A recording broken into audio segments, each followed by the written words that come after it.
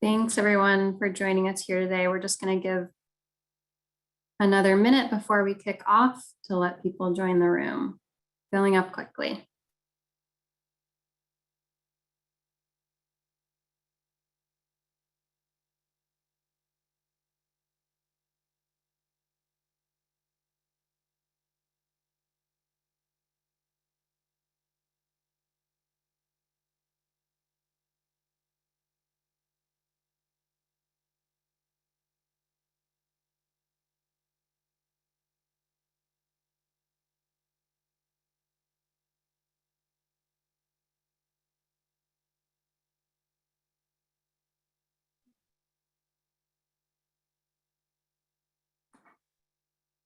All right.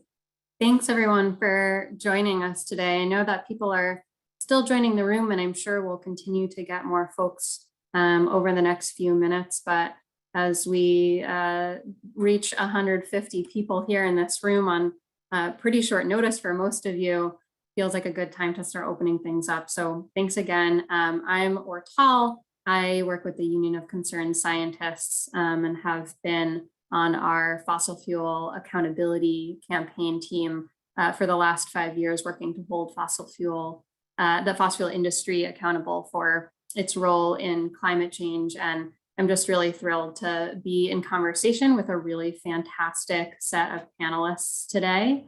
And I will kick it off to Lauren Petrie, who is going to be moderating our event today. But just want to say one bit as a sort of tech point, that any point during the webinar, you can use the Q&A function that you'll find at the bottom of your screen to ask a question of our panelists. We'll try to reserve a good chunk of time at the end for our panelist discussion, and panelists can also respond in real time to those Q&A, the webinar function Q&A, just through text. So feel free to put your questions in there. We'll gather them from the end and try to get to some of them during the event as well.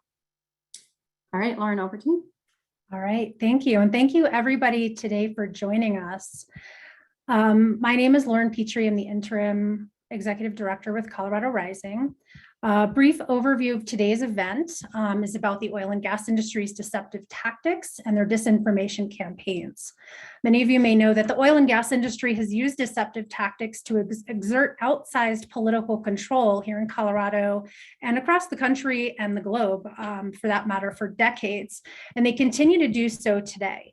Colorado communities in particular are the ones suffering the impacts. Extreme heat, deadly wildfires, exacerbated ozone pollution, and other emissions that poison our air and our water. In their recently released report, Colorado Targeted by Fossil Fuel Industry's Disinformation Playbook, the Union of Concerned Scientists exposes this intricate campaign, which is fueled by millions of dollars from fossil fuel corporations and their trade groups, that has contributed to climate disasters hitting our communities. Today, we're here for a conversation with experts at the Union of Concerned Scientists, along with health, legal, and community experts, to discuss how the fossil fuel industry's deceptive campaigning in Colorado is contributing to the state's rising costs of climate impacts.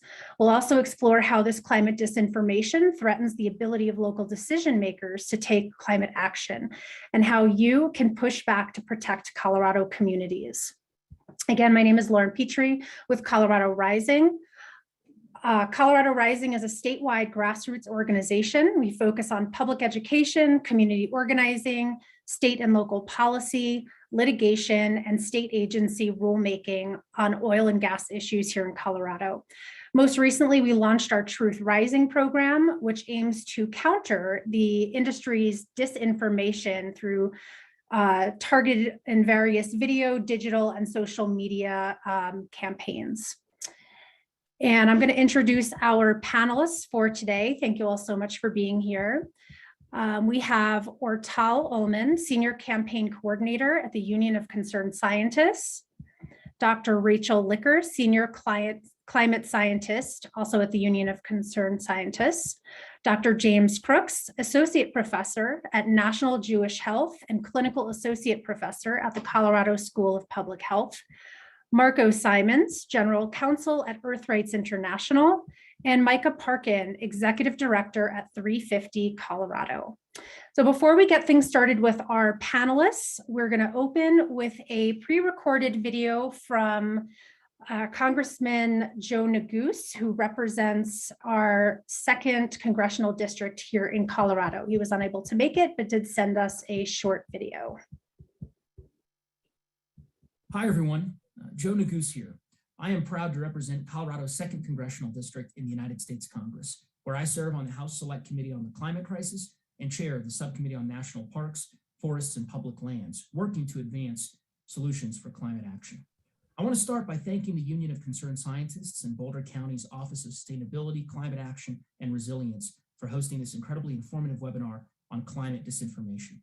I also would be remiss if I didn't start by saying that we are thinking of everyone in Boulder County, Louisville, Superior, and East Boulder County impacted by the terrible and devastating Marshall Fire.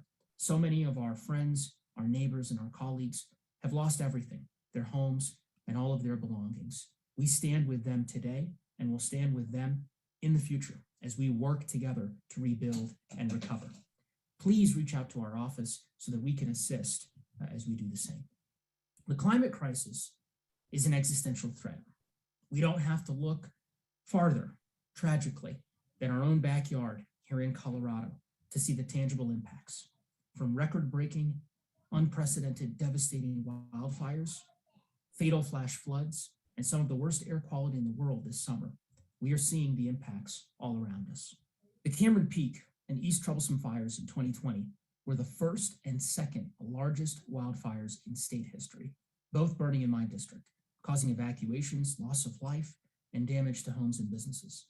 The East Troublesome fire resulted in the closure of Rocky Mountain National Park, and at one point even jumped the Continental Divide before finally being contained.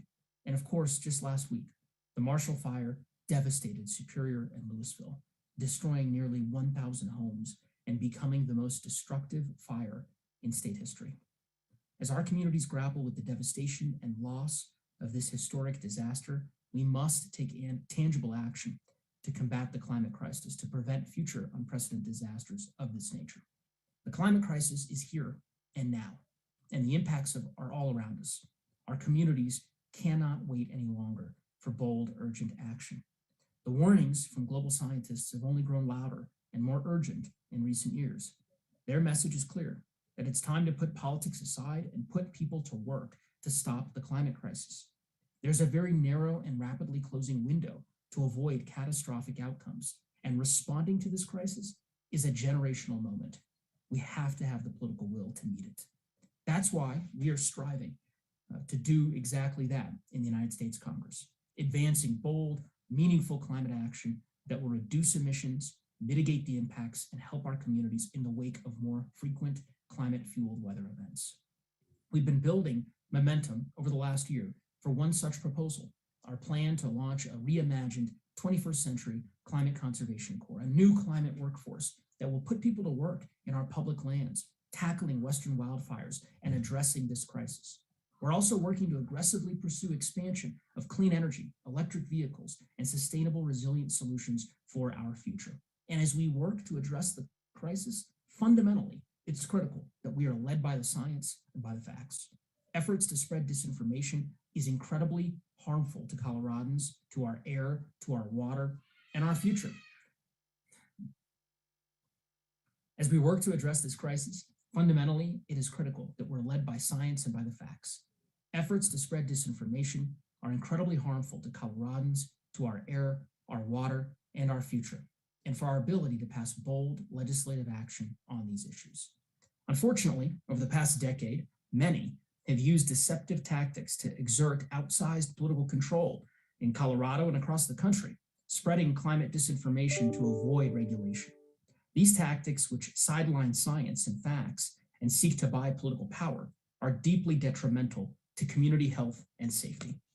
I'm grateful again to the Union of Concerned Scientists for their work to ultimately ensure that we track and analyze those tactics so that we can address them, and so that we can bring to light the facts and just how harmful that disinformation can be.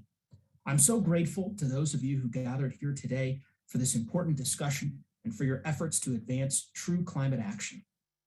Ultimately, at the end of the day, we are all in this together.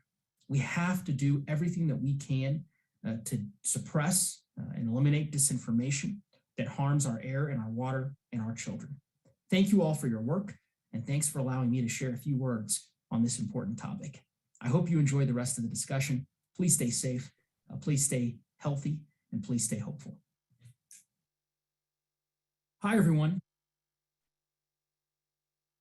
All right, thank you, Congressman Neguse.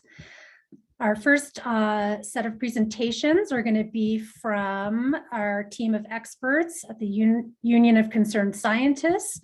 So I'm going to kick it on over to Ortal Oman and Dr. Rachel Licker.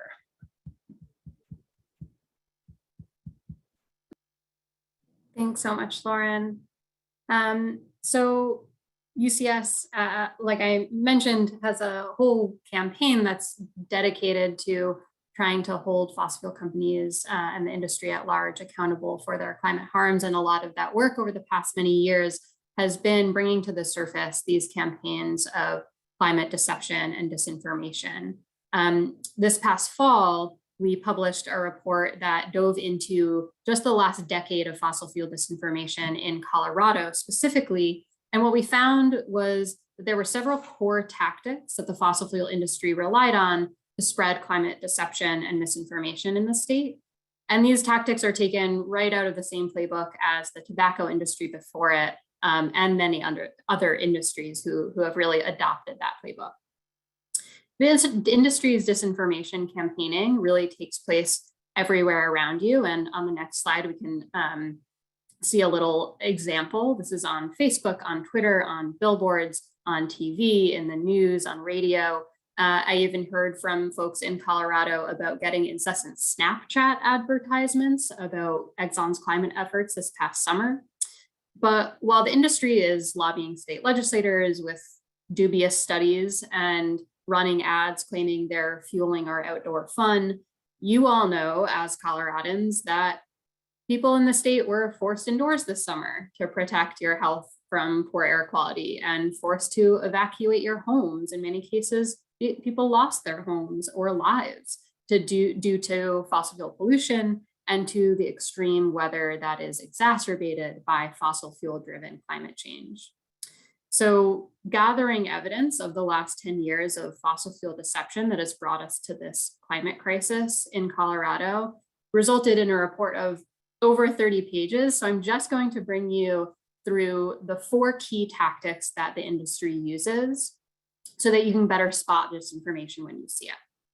So on the next slide, we'll see the first tactic is what we call the fix. And this is where the fossil fuel industry essentially manipulates government officials and government processes to inappropriately influence policy. The next slide, we'll look at an example. The way that this has looked in Colorado is in part by spending so much money on legislative and regulatory fights that the industry drowns out community voices.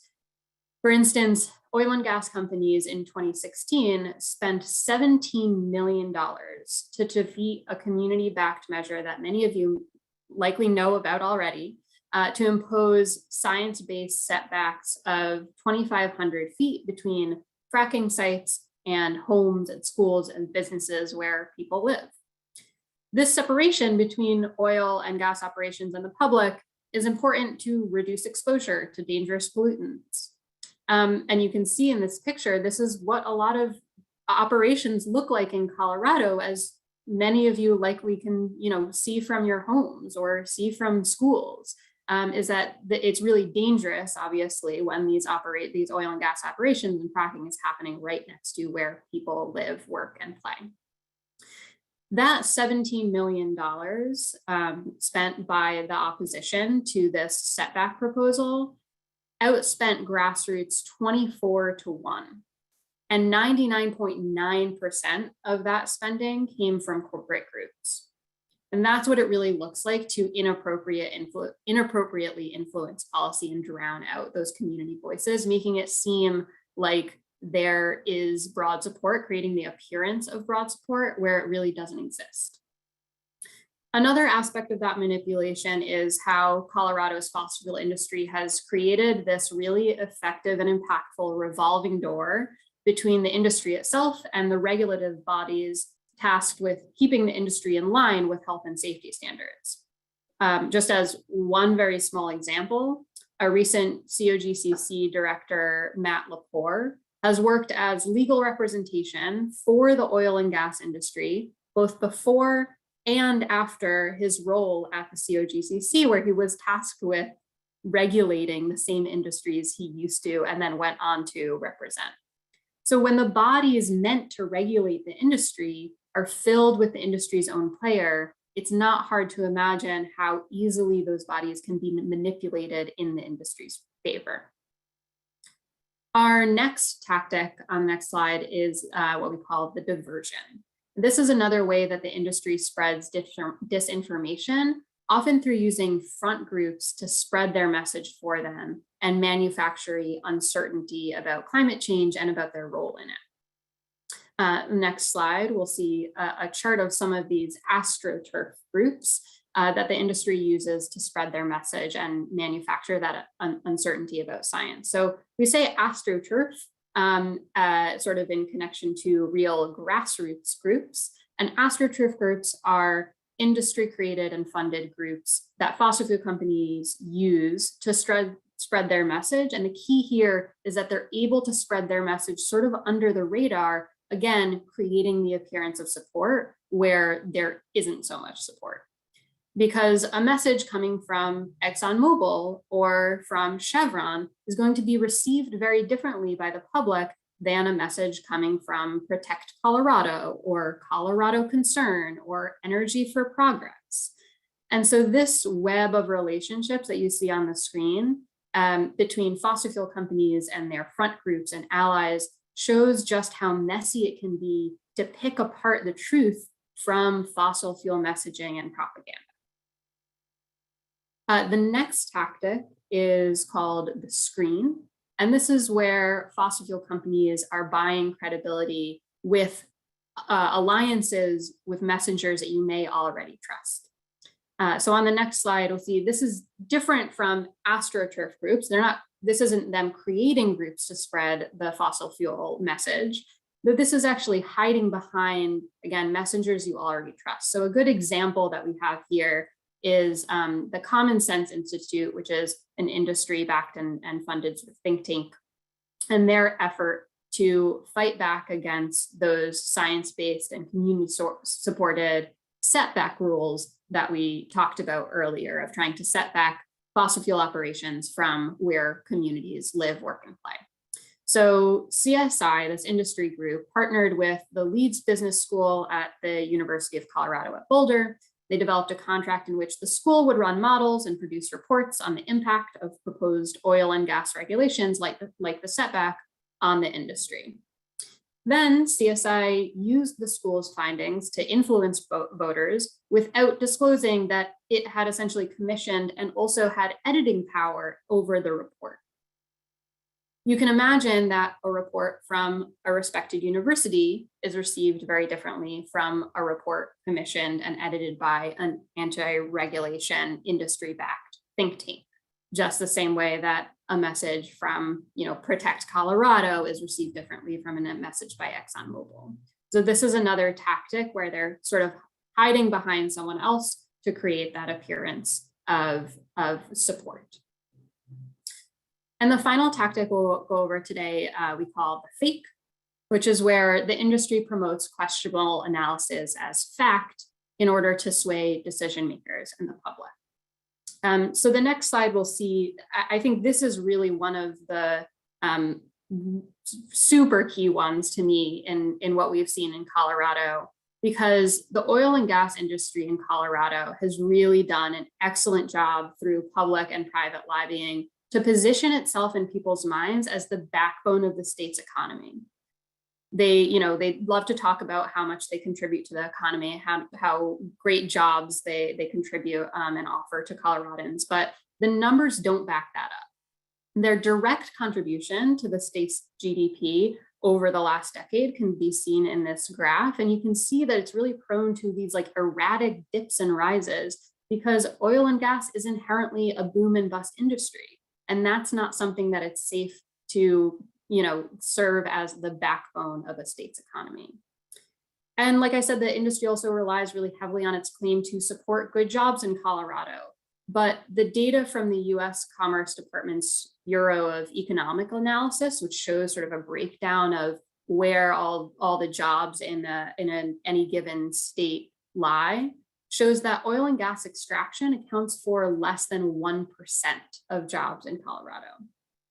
The industry often claims that any and all jobs, even remotely related to their business, as oil and gas jobs. And so they claim these numbers as what they're contributing.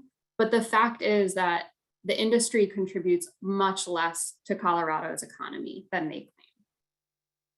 So our report sort of focused on the recent disinformation campaigning in Colorado, but it's important to understand all of this in context of these companies' responsibility for climate change impacts that Coloradans are currently experiencing. So I'll drop into the chat and it will be sent out after the event, a link to the report where you can look at all of these tactics in a lot more depth with a ton more examples and really understand how it is that the industry has such a stronghold and has created such a stronghold over Colorado. But for now, I wanted to turn it over to Dr. Rachel Licker, my colleague at UCS, to talk about the science of what we know about fossil fuel companies' climate responsibilities, because it's important to have this whole picture of how the industry is using messaging to avoid regulation and hide its climate impact, and how that deceptive messaging has really contributed to them getting away with impacting our planet, how it has. So with that, I'll turn it over to Dr. Rachel Licker. Thank you so much. So as Ortel mentioned, I'm going to be speaking a bit about what we know on the climate science side. So next slide, please. In climate change science, you're looking at this like, this is quite the graph. I'll unpack it for you, I hope. Understanding the role of humans in altering Earth's climate started out broad. So I'm showing you here a graph on the left that is showing the change in global average surface temperature estimated by computer models run with both natural and human-caused greenhouse gas emissions. That's the orange stuff. And the line in orange is showing you the average that the models found.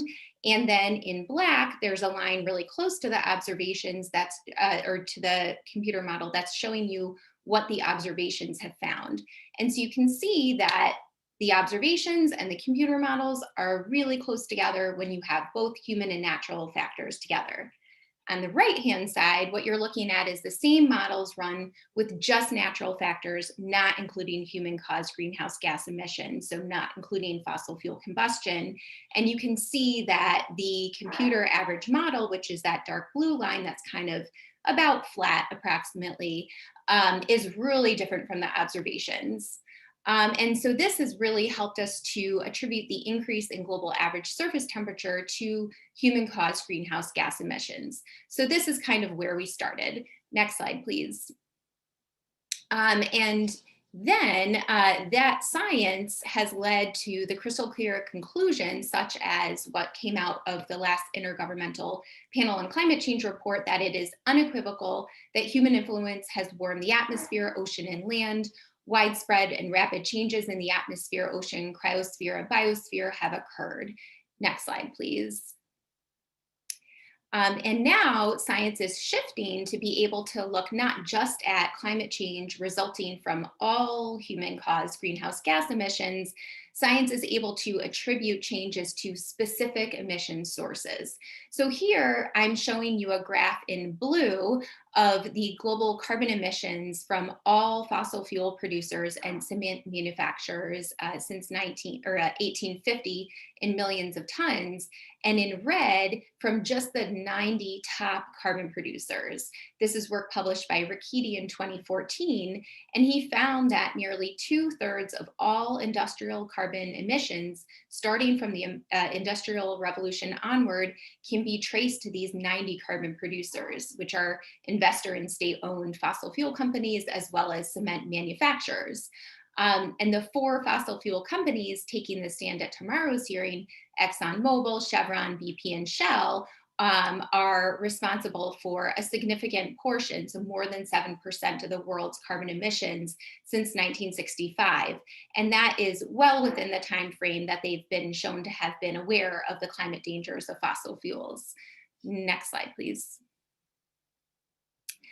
So what we did at the Union of Concerned Scientists in 2017, my colleague Brenda Eckwurzel led a study in which she used a simple climate model with those emissions data to calculate the amount of global average surface temperature and sea level rise tied to the emissions from those 90 carbon producers. And she found that those emissions from the extraction and the production of those 90 major fossil fuel companies over 1880 to 2010 contributed about 42 to 50% of global temperature rise. And this is work that was published in the journal Climatic Change. Next slide, please. And so, how this is played out in Colorado, this is findings from the most recent National Climate Assessment. Temperatures have increased across almost all of the southwestern region, and most prominently in Southern California and Western Colorado from 1901 to 2016. So this map is showing you the difference between 1986 to 2016 and 1901 to 1960 temperatures. So you can really see how disproportionately parts of Colorado have been affected from human-caused climate change. So kind of when you zoom into the region, you can see the effects of the global scale changes that I was referring to before. Next slide, please. My colleague, Brenda Eckwurzel, also looked at the increase in sea level rise attributable to these large carbon producers and found that about 26 to 32% of global sea level rise between 1880 to 2010 can be tied to their products as well. Next slide, please. So I'm taking you on a bit of a quick tour of impacts. And we also looked at the emissions in a paper that I led that came out in 2019 from the 88 largest carbon producers, slightly fewer due to some mergers and acquisitions, because we looked at a slightly different time period. We extended the work out to 2015. And we found that the portion of global ocean acidification that's occurred since pre-industrial times as a result of the emissions tied to the top 20 investor-owned and majority state-owned companies contributed a very large portion of the observed acidification of our oceans. You can see different corporations here. Blue is showing you majority state-owned, orange is showing you investor-owned, and the percent contributions. You can see Chevron, for example, is about 2% of global ocean acidification can be traced to their emissions from their products. So next slide, please. What I wanted to do is just put some of these different pieces together and really highlight the main point that the science is very, very clear that the combustion of fossil fuels is the main driver of climate change. And research has also there has also been research that's shown that companies have known about the climate-related risks of their products and took intentional measures to stall action. So in light of that, now speaking as an expert, but also as a concerned citizen and a parent, the companies that dug out, marketed, and sold the oil, coal, and gas anyways should bear significant responsibility for the climate crisis. And so then for society to assign moral responsibility, we need evidence of deception, which is, as Ortal discussed, very well documented at this point. So, it's really for fossil fuel companies at hand, the ones that are at hand that we're talking about today, they very unfortunately put their short-term profits above the health and safety of our communities, which we're going to be hearing also a little bit more, as well as our children. And oftentimes we see fossil fuel companies attempting to shift the burden of responsibility to consumers, for using their products. But what we know and what we're had heard from Ortal is that we did not know about the climate-related dangers of fossil fuels in the 1950s, and then embark on a decades-long campaign to sow climate doubt and block regulations. That is something that the industry has done, and therefore, what we're talking about here is their unique responsibility for the situation that we're in and the impacts and damages that we're all dealing with. So with that, I'm going to pass it back over to my colleagues and look forward to any questions moving forward. Thank you. Great. Thank you so much to Ortal and Dr. Licker for that. Next up, we're going to be hearing from Dr. James Crooks, again with National Jewish Health. Again, take it away, Dr. Crooks. Hi, thank you so much for inviting me to speak today. I'm going to be talking about kind of the health impacts of fossil fuel emissions through the impacts on air pollution specifically. There are other health impacts through water pollution, but I'm really going to focus on the air pollution impacts because that's what is most concerning here in Colorado. Next slide, please. All right, so fossil fuel development and burning, they impact air quality in a number of different ways. So this is a fairly complicated flow chart that I created this morning, but it's important to go through it a little bit. Fossil fuel development itself, that is the drilling and extraction and transportation and refining, it tends to release diesel particles, nitrogen oxides, carbon monoxide from the equipment used for the development. And then if there are leaks in, say, a fossil gas pipeline, it will release gases called volatile organic compounds, or VOCs. And in fact, what we inappropriately call natural gas is just a combination of methane and ethane, which are volatile organic compounds. All of those have some amount of health impact. So volatile organics can impact the nervous system. Certain among them, like benzene, can cause cancer, whereas the diesel particles, the NOx, the carbon monoxide, can affect your lungs and other organs of your body. But when the and that's really a major concern for people who live near the fossil fuel development, extraction, and refining facilities.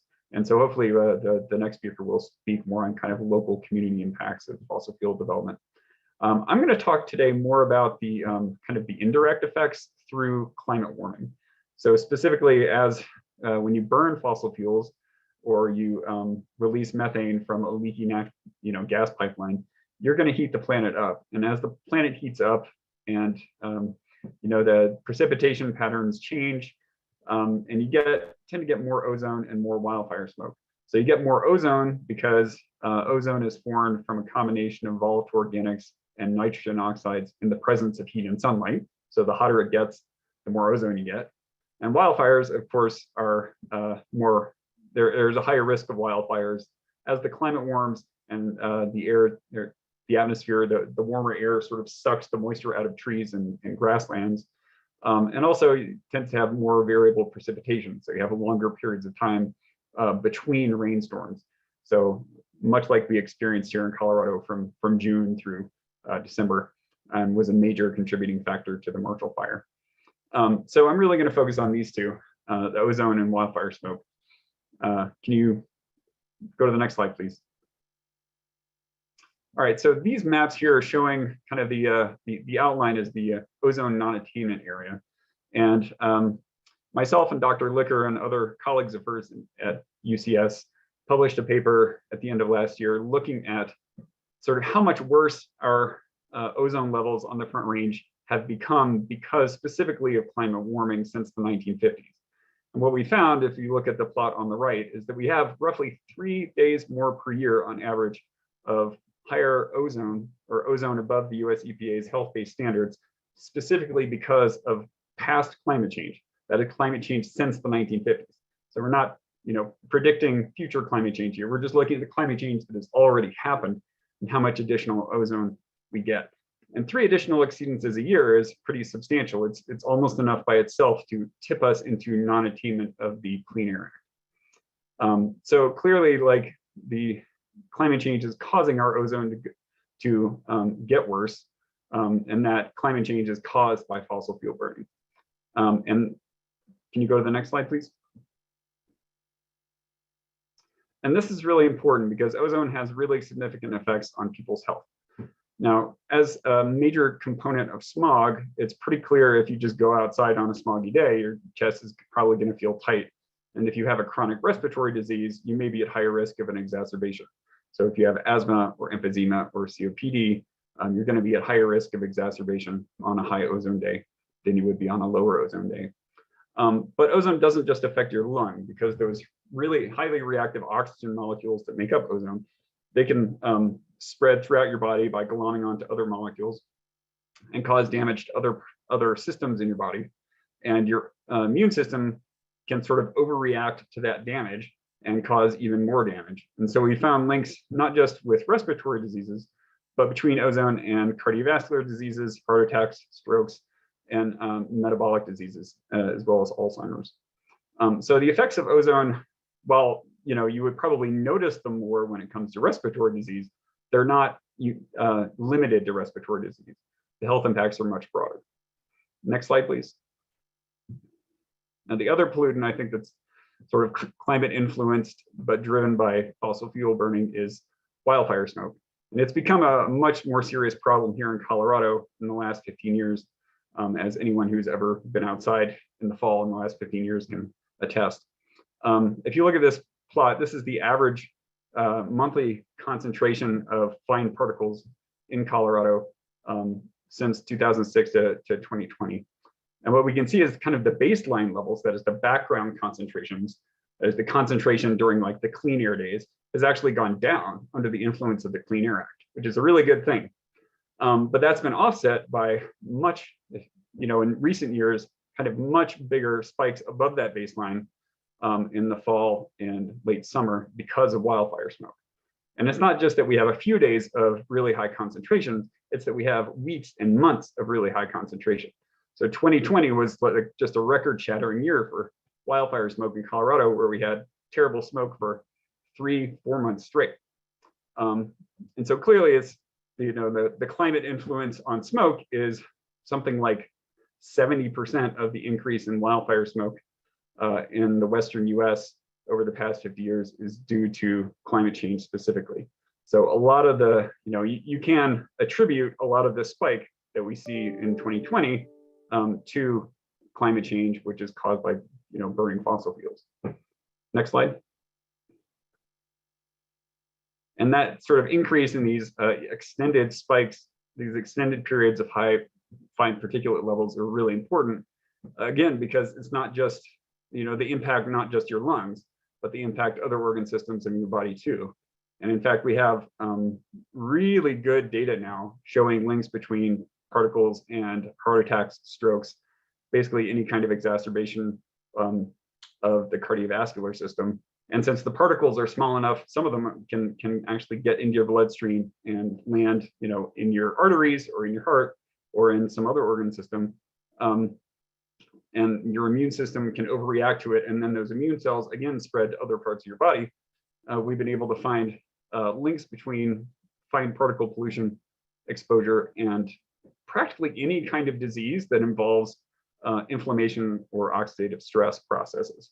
And that includes not just heart attacks, strokes, respiratory disease, but also congenital birth defects, low birth weight, developmental delays and behavioral problems in childhood, autism, dementia, Alzheimer's and Parkinson's diseases, cognitive declines, metabolic syndrome, diabetes. And the list keeps growing. I'd probably add, if I had room, kidney diseases and skin allergies as well to this list. And every year it seems like we're discovering new links. So the impacts of air pollution on your body are not limited to your lungs, even though that's kind of intuitively the link that people make. They're much broader than people think and much more impactful than people think. Next slide, please. And hit down one more time. Okay, so this paper that came out a year last year, looked at specifically what is the overall mortality burden in the United States and worldwide due to fossil fuel combustion derived air pollution. And they found that this fossil fuel derived air pollution, specifically just the fine particle pollution, was causing 355,000 deaths back in the year 2020 or 2012, which is 12% of total mortality in that year. And since if you, as a basis of comparison, you think, in the first 12 months of our current pandemic, we lost just over 500,000 people in the United States. That means our country experiences roughly 2/3 of a pandemic worth of deaths every single year, just due to air pollution from fossil fuel burning. Next slide. Now, if we were to take, or actually go back to the previous slide, sorry. So if you were to, instead of treating this as kind of a moral catastrophe, you look at this like a bean counter, and you use the US government's recommended value of a statistical life. This translates to more than $2.6 trillion per year. That's not a typo, $1 trillion per year of human capital destroyed by fossil fuel derived air pollution in the United States. And yet somehow we have zero sense of urgency about this. Next slide. So now the good news is that immediate and aggressive climate action can be justified solely on the basis of short-term improvements in air quality and resulting lower morbidity and mortality. That is that 355,000 people who die every year because of fossil fuel burning air pollution. If we didn't have that, we didn't have to blow through that $2.6 trillion in human capital. That would be an incredible benefit to our economy, even if you put aside kind of the moral cost of losing those lives. So even if you take a very skewed cost benefit view of this, you can justify climate action based just on short-term improvements in health. All right, we don't even have to look at the social cost of carbon and things like that. Now, you can look at social cost of carbon, and that's a useful thing to do, but you can actually justify aggressive climate action even without that. Thanks, and I will let the next speaker go. Thank you, Dr. Crooks. And as a Denver resident, I am very familiar with that brown cloud that you just showed there hovering over the Front Range. Next up, we're going to hear from Micah Parkin with 350 Colorado to give us a community perspective. Hi, I'm Micah Parkin, Executive Director of 350 Colorado and a founder. We're a Colorado-based nonprofit with over 20,000 members statewide who are working to solve the climate crisis and transition to a sustainable future. Next slide, please. And next slide. My family moved to Colorado about 15 years ago from New Orleans after Hurricane Katrina, looking for higher ground, for a place that was safer from the climate crisis. Unfortunately, as we all know, there is no place that is truly safe from the impacts of our overheating planet. Next slide, please. Within 2 years of moving here, we were on evacuation notice for what was at that time the state's worst wildfire, the 4 Mile Canyon fire. Since then, around a dozen even worse wildfires have occurred. Then there was the 2013 flood. Coloradans are experiencing a plethora of serious climate impacts: wildfires, droughts, pine beetle devastation, decreasing snowpack, and all the effects to our economy from the disasters and knock-on effects to winter sports, tourism, and agriculture. Next slide, please. 20 of the worst wildfires in Colorado's history have all occurred since the year 2000, and nearly every year they become worse due to the drought, warmer temps, and strange weather patterns. Last year's Cameron Peak fire was the worst until, next slide, please. Of course, the devastating Marshall fire that just occurred on December 30th. 2021 became the state's most destructive, and now we live in a state of ever worsening climate emergency. In the US alone, damage from the biggest climate and weather disasters is expected to total well over $100 billion in 2021 alone. And the longer we wait to transition off fossil fuels, the worse the disasters become, and the more rapid and expensive the transition will have to be to stave off the worst. Next slide, please. Unfortunately, just as Exxon and other fossil fuel companies knew of the climate impacts of burning oil, coal, and gas since the 1970s and chose to fund disinformation campaigns to protect their profits, this trend continues today in Colorado. Oil and gas companies especially have used their money to buy influence with politicians and to fund marketing campaigns and buy ads to confuse many into thinking that their operations are safe and greenwashing their products as clean burning. The truth is that fracking for oil and gas in Colorado is a dirty, dangerous, major contributor to the climate disaster. It's releasing huge volumes of pollution that's poisoning our children with benzene and other toxic pollution. It's contributing as much as 40 to 50% of the ozone precursors that leave us breathing F-grade air quality in severe non-attainment. And it's contributing the majority of Colorado's greenhouse gas footprint. At the very time in history when scientists are telling us we must reduce greenhouse gas emissions, a disturbing global increase in powerfully heat-trapping methane emissions has been traced back to fracking in North America by scientists at Cornell University. There are ongoing emission leaks, spills that contaminate water supplies, and fires that have maimed and killed many people. Yet the industry continues to wield enormous influence, evading proper regulation and oversight. Next slide, please. The Hickenlooper administration joined the oil and gas industry in a lawsuit that overturned 5 Colorado communities' efforts to protect themselves from the dangers of fracking through local bans and moratoria. Prop 112, a statewide ballot initiative for common sense 2,500-foot safety zones between fracking and homes, schools, and water sources, was initially supported by 69% of voters in polling, but lost by 6% after the oil and gas industry outspent the campaign 40-1, and after being opposed by Jared Polis, who was running for governor at the time. Polis had actually funded a ballot measure for 2,000-foot safety zones in 2014, but then pulled the measure in a last-minute deal with Hickenlooper and other leaders. Many are shocked to learn to this day that there's no monitoring required of toxic emissions at fracking sites, which can be as little as 500 feet from occupied buildings. And to our knowledge, the COGCC, which regulates fracking, has never rejected a single oil and gas permit. Governor Polis has placed industry representatives on regulatory bodies, including the Air Quality Control Commission, which continues to allow air pollution permits for oil and gas and other polluters unabated, despite our severe air quality issues, and whistleblower complaints from within the Air Pollution Control Division for treating the industry as their customer, in quotes, and not heeding pollution modeling or properly regulating them.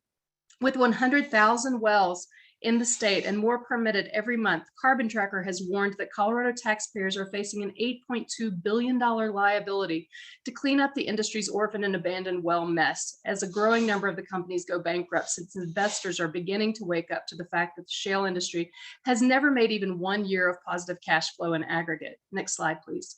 Every one of those wells is a potential toxic methane geyser that must be monitored and recapped about every 20 years as the cement breaks down, endangering air and water supplies. Colorado's unrestrained permitting for oil and gas is aligned with warming trajectories that would far exceed 1.5 C, and which nations around the world have agreed as the climate goal in the Paris Climate Agreement. Next slide, please. Thankfully, our state legislature has passed HB 19-1261 and HB 21-1266, and both of these bills acknowledge the need to reduce greenhouse gas emissions to do our part to limit global temperature rise to 1.5 C, but we are not on track to meet this goal. Next slide. In the lead up to the global climate talks that recently happened in Glasgow, Scotland, many scientists around the world began to highlight the global production gap. That is the amount of fossil fuels that countries plan to produce compared to the amount of fossil fuels that can be burned and still keep global temperature rise below 1.5 C. This production gap report, published by the Stockholm Institute and UNEP, found that governments are planning to produce around 110% more fossil fuels, that's more than double, in 2030 than would be consistent with limiting warming to 1.5 C. If these fossil fuels are produced, they will be burned somewhere, and we all share the same atmosphere. Therefore, fossil fuel production globally and in Colorado must be addressed. Next slide, please. While some think that Colorado is a climate leader, we were shocked to discover that the 2021 Colorado Energy Office's greenhouse gas emission reduction roadmap actually projects an increase in oil and gas production through 2030 that's higher than the global average. The roadmap's 1261 scenario projects an increase in oil production of 86% and an increase in gas production of 41% by 2030. Next slide, please. And here's the real 500-pound gorilla in the room. The emissions from oil and gas that's produced in Colorado and then exported out of state and burned is already 120% of all the emissions that we produce in Colorado from all sectors combined. But currently our state takes no responsibility for these exported emissions. Expanding oil and gas production in Colorado is a climate bomb. We can't call ourselves climate leaders and turn a blind eye to this massive source of emissions from our state. Next slide, please. As the production gap report states, governments must close the production gap by ensuring a managed and equitable decline in production. So 350 Colorado and over 60 allied groups have signed a joint letter to Governor Polis calling for a just transition phase out of oil and gas production to reduce greenhouse gas emissions and harmful pollution. Next slide, please. So Colorado can leave our legacy of fossil fuel influence and destruction behind and be a climate leader, but to do so, we must take the following actions. We have to take responsibility for our massive exported oil and gas emissions and reduce them. We need a fossil fuel production phase out by 2030 by limiting permitting for new oil and gas development. We need to assist the most impacted communities in this transition off fossil fuels, including expanding the Just Transition Office, which currently just serves coal workers. Colorado lost half. That's 20,000 jobs between 2019 and 2021. We need to secure funding for worker retraining programs to plug and remediate Colorado's 100,000 plus oil and gas wells. And lastly, we need to protect Colorado taxpayers through the current financial assurance rulemaking taking place at the COGCC with bonding of at least 280,000 per well. Next slide. When President Biden visited Colorado last Friday, he spoke calling the wildfire a code red climate warning. We need all of our leaders to take the appropriate action to address the situation. Last slide. This Thursday, January 13th, from 11 a.m. to 1 p.m., you have the opportunity to take action.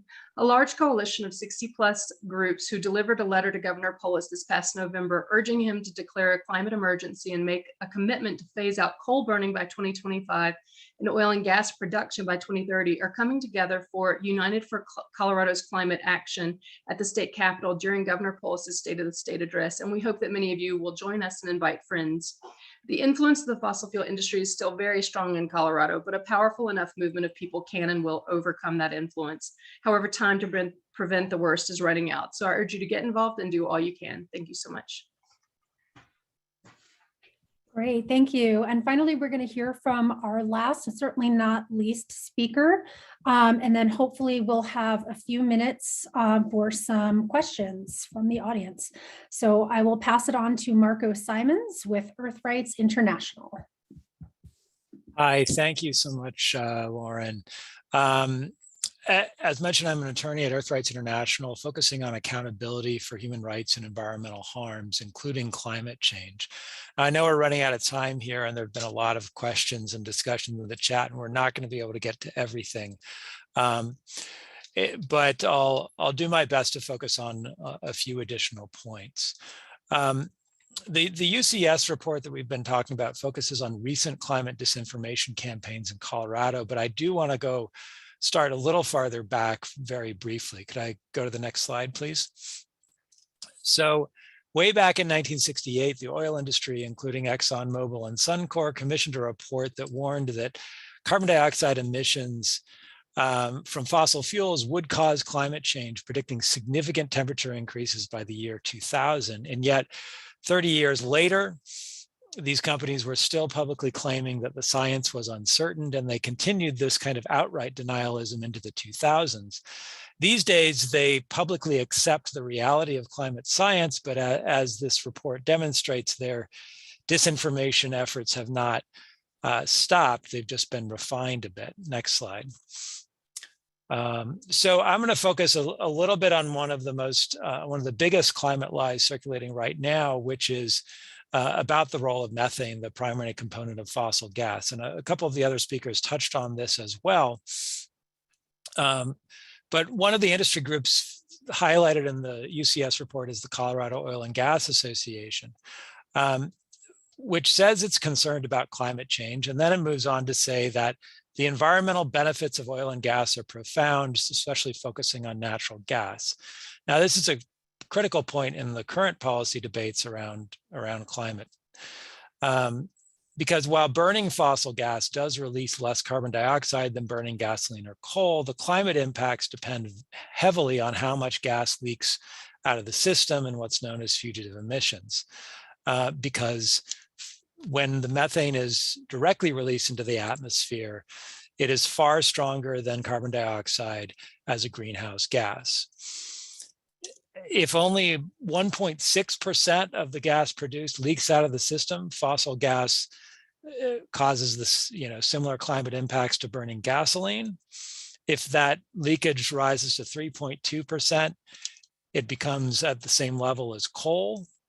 And many estimates of the amount of leakage go significantly higher than that. Next slide, please.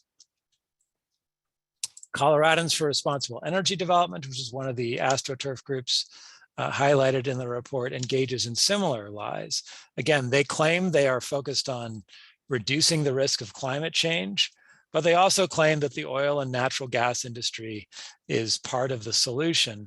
But as most of you, I'm sure, know, there is no world in which fossil fuels are part of the solution to climate change. Scientists, as you've heard today, agree that fossil fuels must be phased out. Now, what does the law say about this? Next slide, please.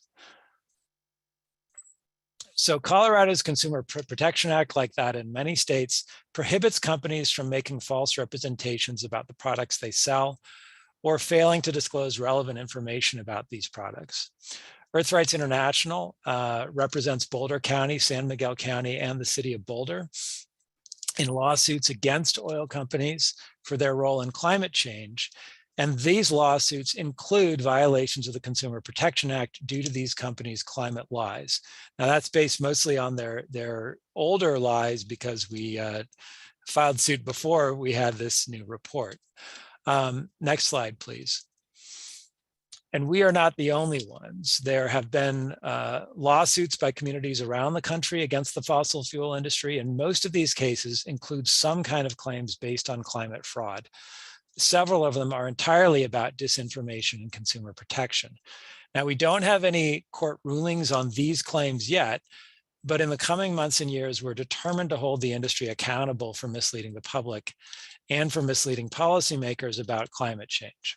So I'll leave it there so we have maybe a minute or two for a little bit of questions and answers. Thank you so much.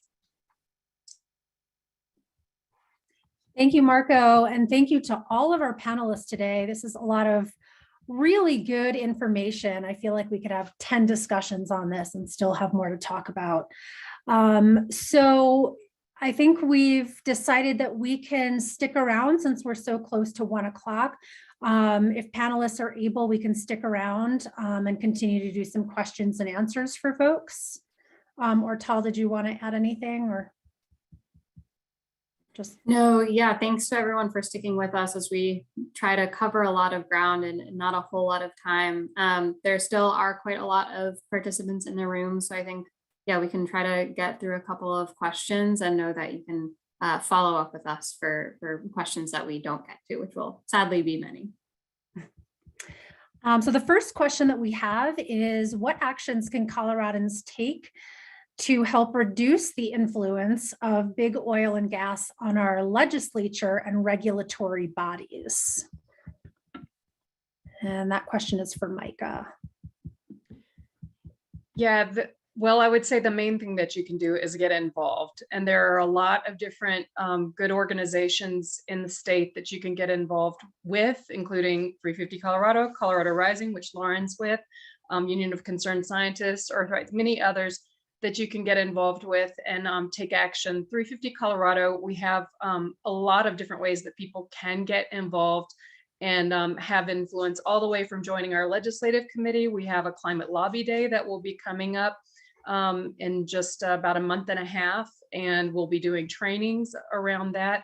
We have a renewable energy committee, we have fracking committees, we have groups that are focused on divesting public funds out of fossil fuel companies and projects. So I would say, you know, depending on your interest and your time and availability, we have ways to plug you in and get you involved. And so do many of our allies and partner organizations. So just would encourage people to get involved and get out there and be seen, and let your elected officials know that this is your #1 issue. Great, thank you. And I'm going to open this one up to all of the panelists, because I know I am not a social media expert, but we are living in a social media world these days. with information traveling faster than the speed of light. So, with living in the age of false facts and, what have you on social media, how can people tell the difference between fossil fuel propaganda, misinformation campaigns, and the actual truth, especially on platforms like social media? And again, any of the panelists, you're all probably more social media savvy than I am, so. Yeah, I can kick this off at least. One thing that I want to sort of nail down here is that it shouldn't be our responsibility. It shouldn't really fall to individual responsibility to be able to tell that difference, because the industry has done an incredibly good job at making it really difficult. And it shouldn't be an individual's responsibility to understand really technical or wonky things like, how does a company's emissions trajectories fit into the world's remaining carbon budget? And these are the kinds of, disinformation bits that they're able to hide when a company announces that they're going net zero. It's really hard for a non-scientist, even like me, to be able to tell what that actually means.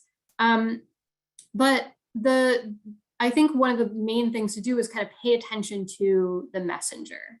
And so we talked about how a lot of these companies are using astroturf groups, other groups that are like funded and backed by industry players, but don't carry the industry's name.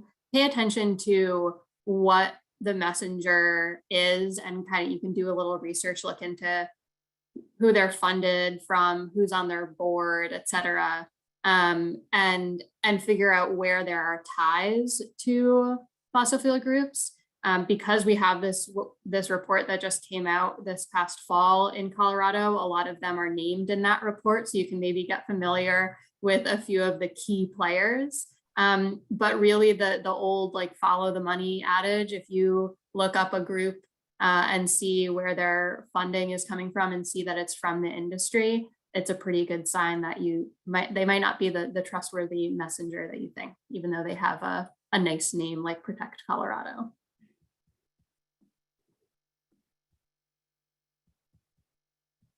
Thank you. Any of the other panelists want to add to that, or we can jump to the next question? Great. So public relations firms have played a really significant and often overlooked role in helping fossil fuel companies improve their environmental image, similar to the tobacco companies, and also to block action on climate change. Is there anything occurring right now to demand that PR firms drop fossil fuel clients that are denying climate change?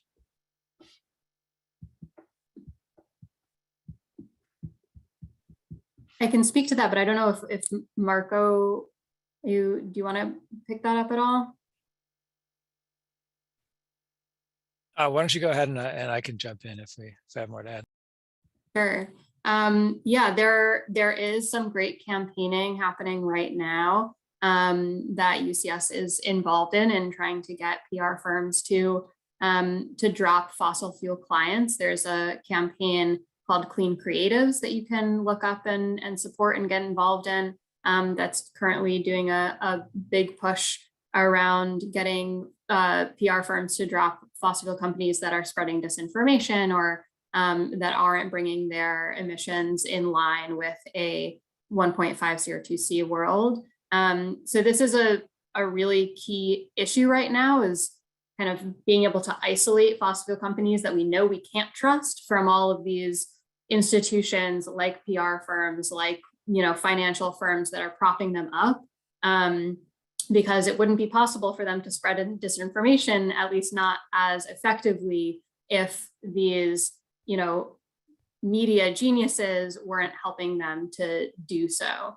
So there is, again, a lot of great campaigning on this. You can look up Clean Creatives. And if you are a climate scientist, there's actually an opportunity right now to sign on to a letter with Clean Creatives and UCS around this very issue. So feel free to get in touch with us and we can, Delta Murner just dropped the link there for that climate scientist sign-on letter, if that's you, in the chat.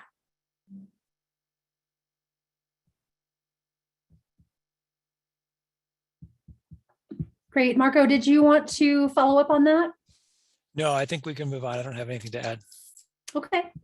Next question is, if the industry provides such vast economic benefits, then why do they resist providing financial assurance to us taxpayers to make sure that they won't leave us stranded with their liabilities? So for example, a lot of times these industries will come in, they'll frack all over these neighborhoods, and then they'll either go bankrupt or they'll just leave town and they leave a huge mess, improperly abandoned, plugged wells that are leaking and polluting.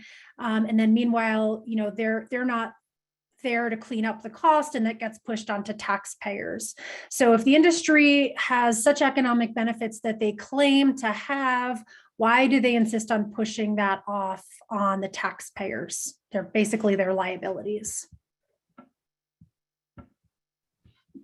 I can jump in on this one. And Lauren, I bet you have some good ideas around this. Oh, I do. Well, I mean, we're hearing an argument from the oil and gas companies right now in the financial assurance rulemaking that's happening at the COGCC that doesn't make any sense, frankly.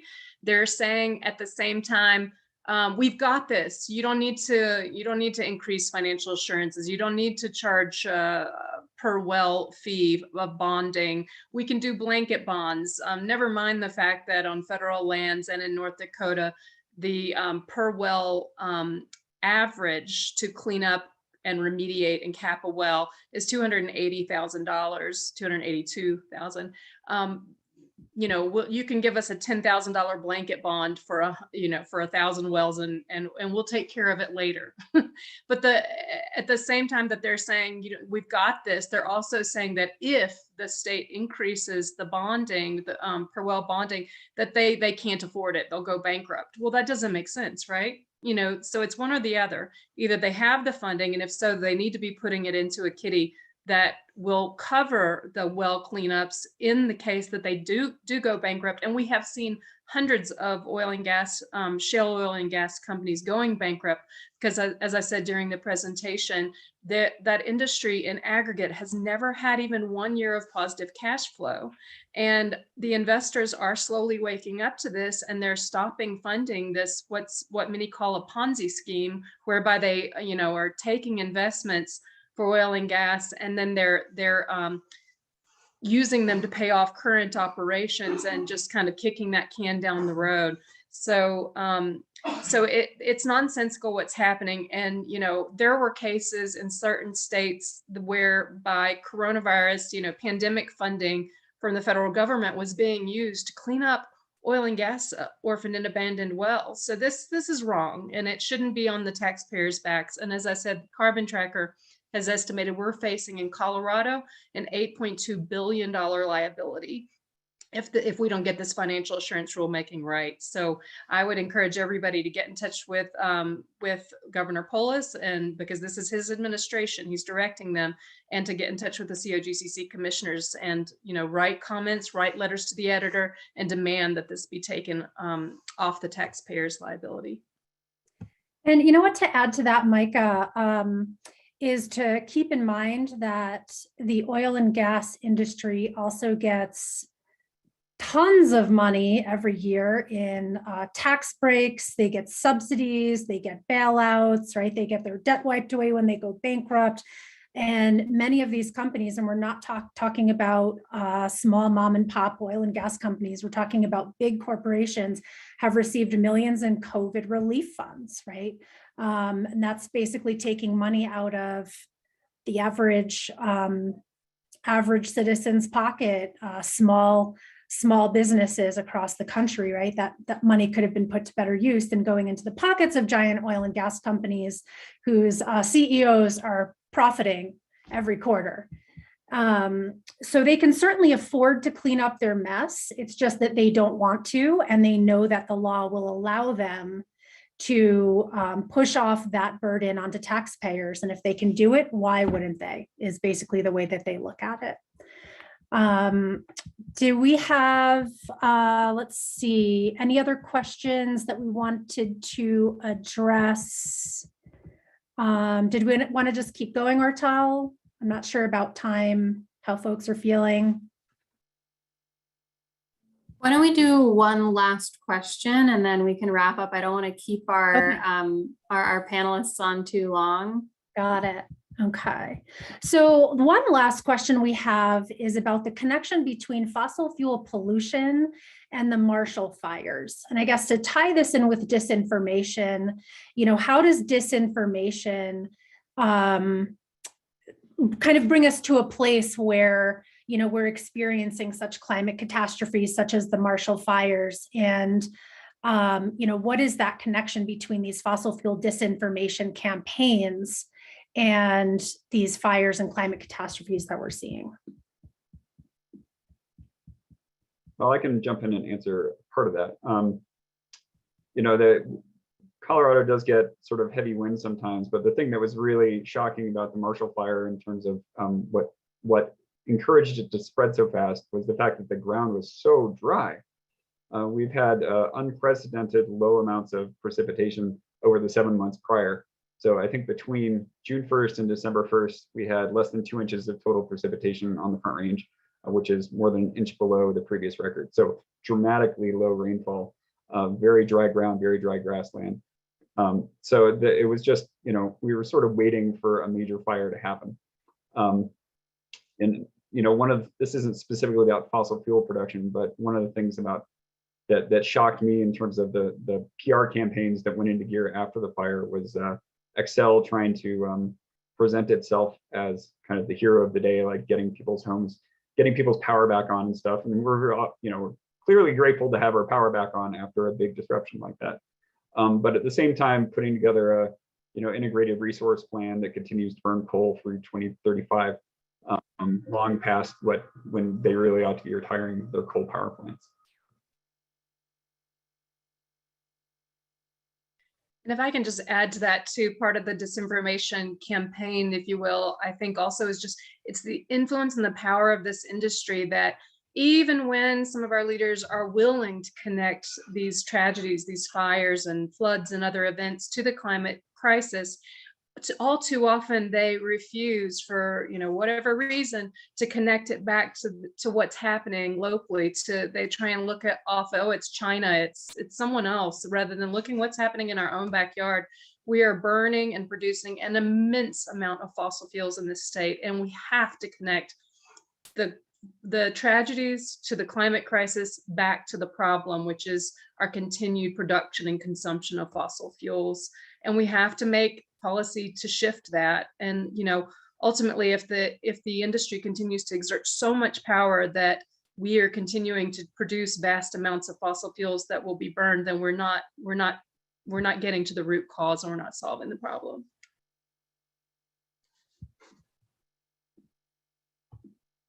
Thank you. And do anybody else from the panel want to follow up or have anything else to share on anything else that was asked?